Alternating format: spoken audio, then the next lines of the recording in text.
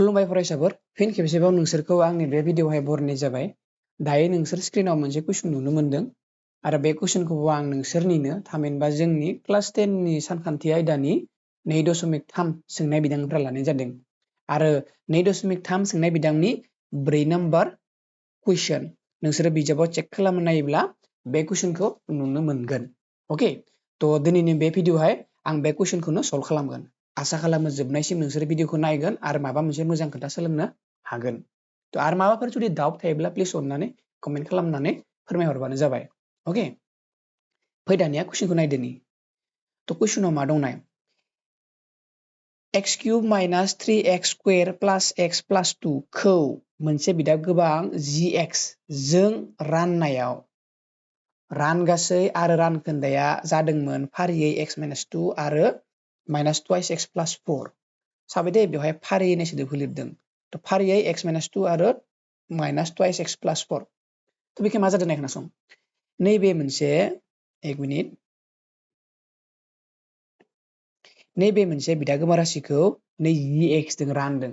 राननायाव जोंहा मा ओंखारदों रानगासै आरो रानखोन्दा आरो बे रानगासै रानखोन्दाया मा x minus 2 आरो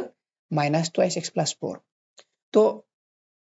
बेखौबो होनाय दङ बेखौबो होनाय दङ बेखौबो होनाय दङ बेखौ दिहुननांगौ gx खौ दिहुननांगौ माजों रानदोंमोन बे राननाय gx नि माना मा जागोन बेखौ सोंदों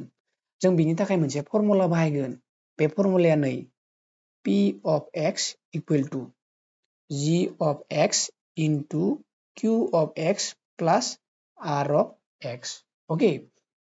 तो बेवहाय नै कुइसनावहाय नैबे एक मिनिट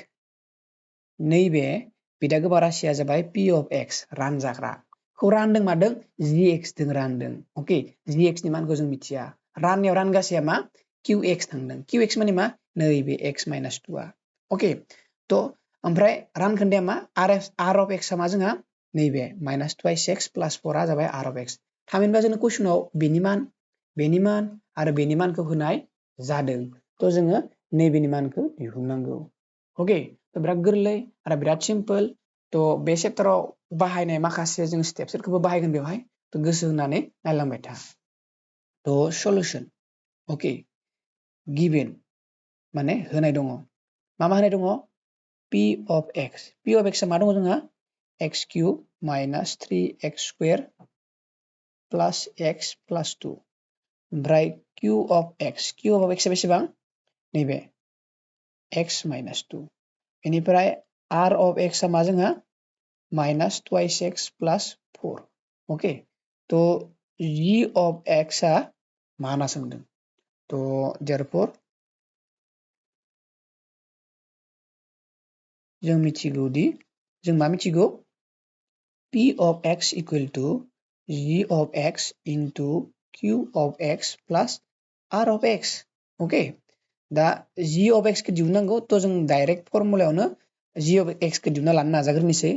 तो बिथिं जोंहा p of x दोङो तो नैबे r of x खौ लाबथारनांगोन जों बिथिं लाबो मा जागोन प्लासआ मा जालांगोन प्लास गोनां बिदाया मा जालांगोन माइनास जालांगोन तो माइनास r of x बिथिं मा थालांखो g of x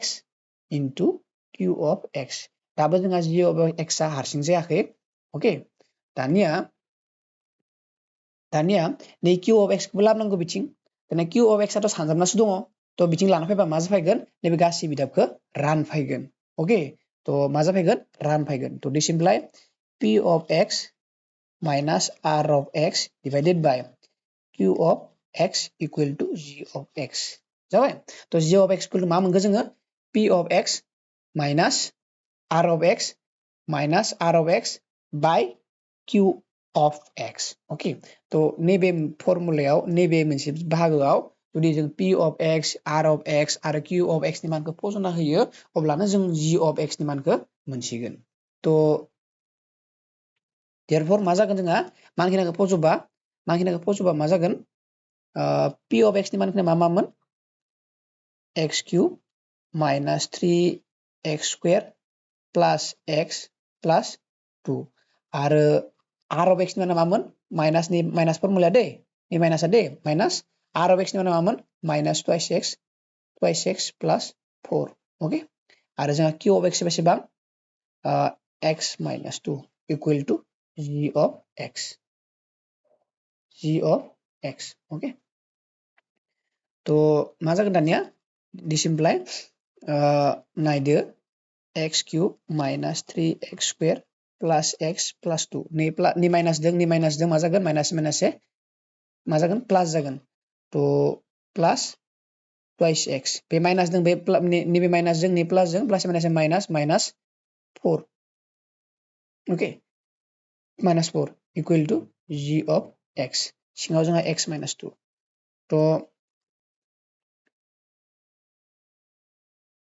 नैबे x आ प्लास twice x आबो प्लास एखे बिदाब सरि एखे सोलायस्लु गोनां x cube minus 3x square प्लास 3x ओके आरो इथिं नैबे जोंहा प्लास 2 आरो माइनास 4 तो माइनास गेदेर माइनास 2 ओके सिङाव x minus 2 equal to g of x तो दानिया नैबे बिदाब गोबां राशिखौ नैबे मोनसे बिदा गोबांजों रानोब्लानो g of x आ ओंखारसिगोन ओके तो therefore एके simple x minus 2 x cube minus 3x square plus 3x minus 2 okay तो मा थांगोन जोंहा x square बा मा जागोन x cube plus x cube minus जागोन minus twice x square minus twice x square minus मा जागोन अटोमेटिक प्लास ओके तो बेथ' जोंहा 0 जाबाय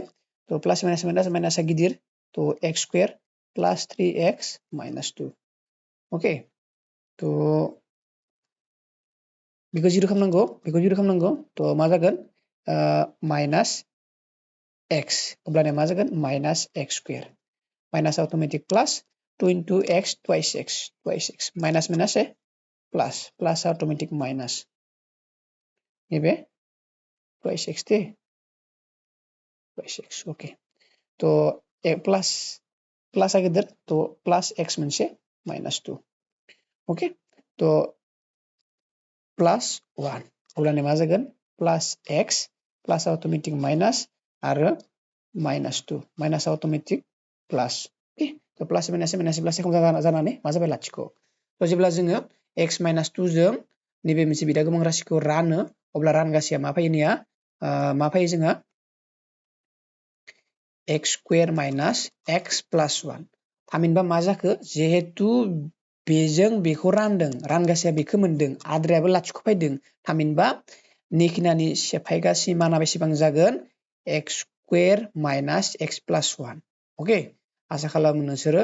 बुजि मोनदों therefore माने डिसिम्प्लायनि सिङाव लिरनो हागोन डिसिम्प्लाय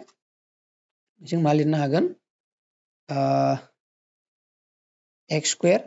minus x plus 1 equal to g of x okay थामहिनबा g of x नि माना मा जाखो जोंहा x square minus x plus 1 आसा खालामो जाबायदि फोरोंबाय जाबायदि देखायबाय नोंसोर बुजि मोनदों दिनैनि भिडिअ एसेबांनोसै गोजोनथों बाय बाय